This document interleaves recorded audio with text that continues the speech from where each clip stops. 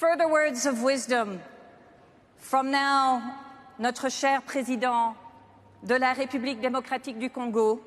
Merci d'être là avec nous, président Tshisekedi, pour nous dire un peu quelle est l'importance en fait du bassin du Congo, parce que vous venez du cœur du bassin du Congo, et l'importance des forêts au niveau du Congo.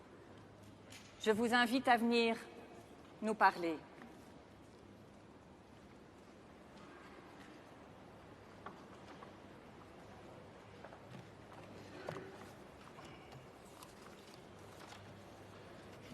Monsieur le Premier ministre du Royaume-Uni, Messieurs les chefs d'État, Mesdames et Messieurs, distingués invités, c'est un grand honneur pour moi de prendre la parole du haut de cette tribune consacrée aux forêts et à l'utilisation des terres.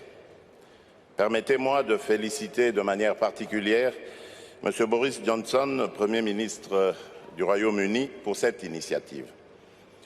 Je voudrais saluer particulièrement l'intérêt porté sur le bassin du Congo par ce sommet des leaders mondiaux.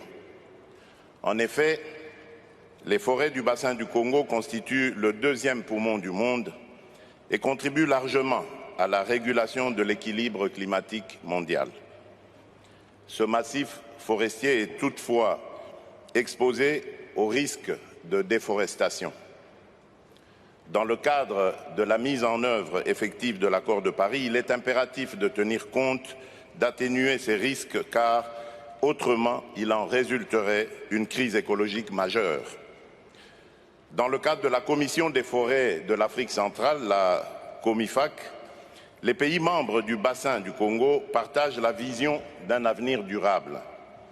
À cet effet, ils focalisent leurs efforts sur l'amélioration des conditions de vie de leur population.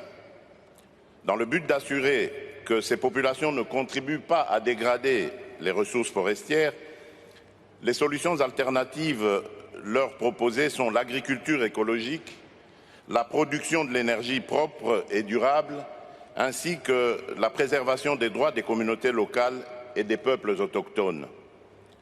Au vu de sa prépondérance dans le bassin du Congo, la République démocratique du Congo, comme pays solution, porte une grande ambition climatique et tient à en assumer le leadership. Mesdames et Messieurs, en ma qualité de président en exercice de l'Union africaine, j'ai